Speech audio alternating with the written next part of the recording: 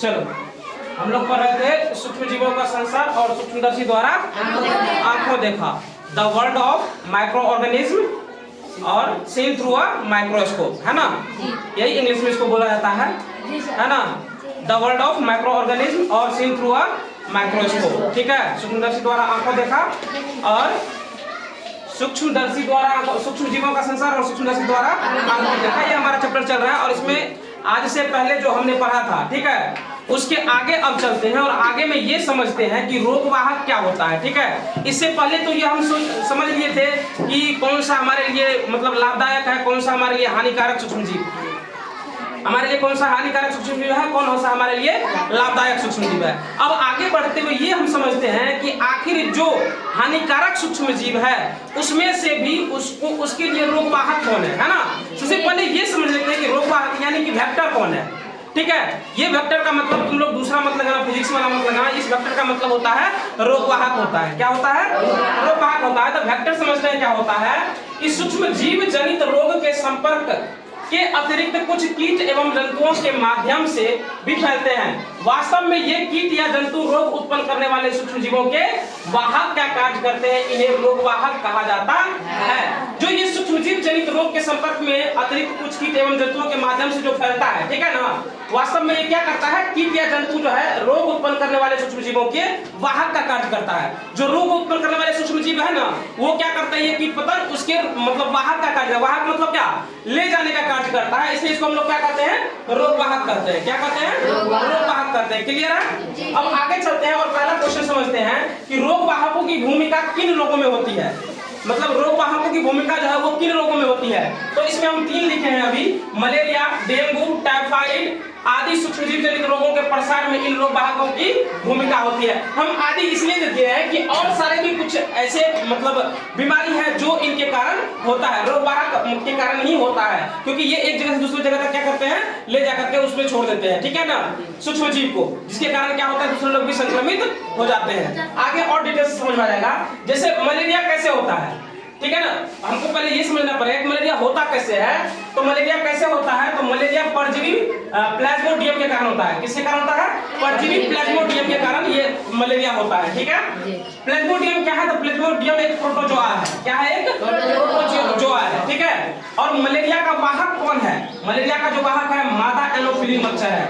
कौन है? मादा एनोफिलीन मच्छर जो है वो क्या है, मलेरिया का वाहक है। पूछा जाएगा तुम लोगों से ऑब्जेक्टिव में कि बताओ कि मलेरिया का वाहक कौन है, तो तुम लोग क्या बोलोगे, मादा एनोफिलीन मच्छर जो है वो क्या है, मलेरिया का वाहक है, ठीक है। अब आगे समझते हैं कि मलेरिया किस प्रकार फैलता है ना। मलेरिया फैलता तो है लेकिन किस प्रकार से फैलता है। तो क्या होता है कि जो मादा एनोफिलीन मच्छर है, पढ़े थे ना यहाँ पे, इसके वाहक का कार्य कौन करता है, मादा एनोफिलीन मच्छर। अब जो ये मादा एनोफिलीन मच्छर है वो क्या करता है, जब किसी संक्रमित व्यक्ति का रक्त चूसता है, जो भी संक्रमित व्यक्ति है उसका जब वो रक्त चूसता है तो यह क्या करता है, रक्त के साथ उसके शरीर में चला जाता है ना।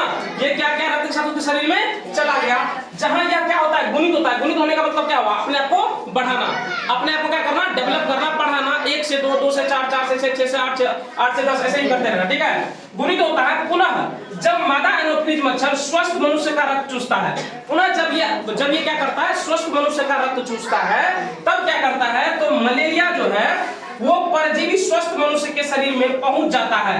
इस प्रकार क्या होता है, स्वस्थ मनुष्य भी संक्रमित हो जाता है। इस प्रकार से क्या होता है, मलेरिया एक जीव से दूसरे जीव तक पहुंच जाता है, ठीक है। समझ में आ गया मलेरिया किस प्रकार से फैलता है। अब आगे चलते हैं और समझते हैं डेंगू के वायरस का वाहक कौन है। डेंगू वायरस है ना, इसका वाहक कौन है, तो इसका है मादा एडिस मच्छर। याद रखना, मादा एडिस मच्छर। जैसे हम मलेरिया का वाहक कौन है, मादा एनोफिलीस। मादा एनोफिलीस किसका है वाहक, मलेरिया।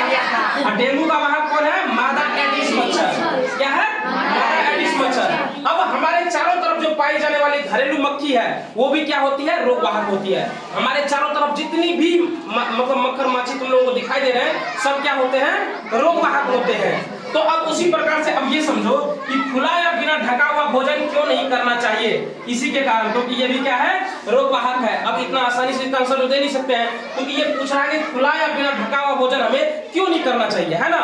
हमेशा हमारे घर पे भी हम लोगों को बोलते हैं कि कभी भी जो बिना ढका हुआ भोजन है वो कभी नहीं करना चाहिए, क्योंकि पता नहीं उसमें कौन सा जीवाणु जाकर के बैठ गया जो हमारे लिए क्या हो सकता है, हानिकारक हो सकता है। और हम पढ़ चुके हैं कि हानिकारक सूक्ष्म जीव जो है हमें बहुत ज्यादा हानि पहुंचा सकते हैं, ठीक है ना।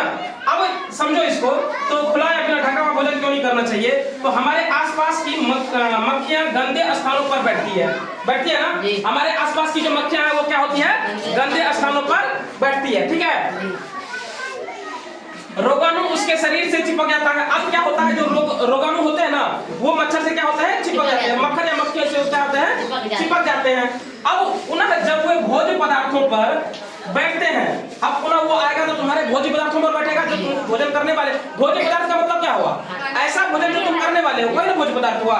तो भोज्य पदार्थों पर जब ये बैठते हैं तो रोगाणु भोजन पदार्थों को संदूषित कर देते हैं।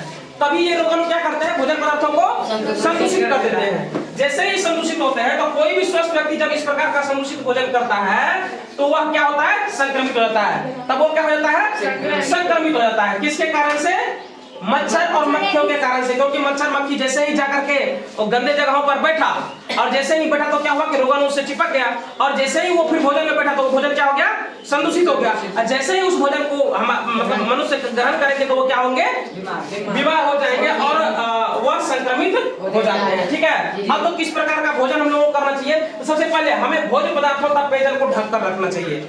जो भी हमारा भोज्य पदार्थ हो या पेयजल हो, तुम हमेशा देखोगे हम पानी भरते हैं लेकिन मग में भरते हैं, जो जग होता है, मग नहीं जग जो होता है जिसमें ऊपर में ढक्कन लगा रहता है, उसी में हम लोग क्यों भरते हैं, ताकि उसमें कोई जाकर के मक्खर या माछी ना बैठ जाए, क्योंकि वो क्या होते हैं, हमारे लिए बहुत हानिकारक हो सकते हैं, क्योंकि वो गंदे जगहों पर बैठते हैं, ठीक है। और खुला या बिना ढका हुआ भोजन हमें नहीं करना चाहिए। खुला या बिना ढका हुआ जो भोजन है वो हमें बिल्कुल नहीं करना चाहिए। क्यों नहीं करना चाहिए, क्यों, क्योंकि हम देख चुके हैं कि खुला या बिना ढका हुआ भोजन करने से हम लोगों को क्या हो सकता है, ठीक है। फिलहाल टाइम कम होने के कारण हम यहाँ तक ही समझते हैं। आगे वाले क्लास में जब आएंगे तो हम इसके बारे में और डिटेल से चर्चा करेंगे। ये चैप्टर थोड़ा हमारा लंबा चलेगा, ठीक है। अभी जितना दिन हुआ है उतना दिन और चलेगा लगभग हमारा, ठीक है। तब जाकर के ये तुम्हारा the world of micro organism जो ये है चैप्टर, ये तुम्हारा पूर्ण रूप से खत्म हो जाएगा और समझ में आ जाएगा कि आखिर सूक्ष्म जीवों के कारण क्या क्या हो सकता है। सूक्ष्म जीव हमारे मित्र हैं तो किस प्रकार से हैं, सूक्ष्म जीव हमारे लिए हानिकारक है तो किस प्रकार से हैं, ये चीज तुम्हें आगे समझ में आ जाएगी, ठीक है। फिलहाल आज के लिए इतना ही, मिलते हैं अगले क्लास में।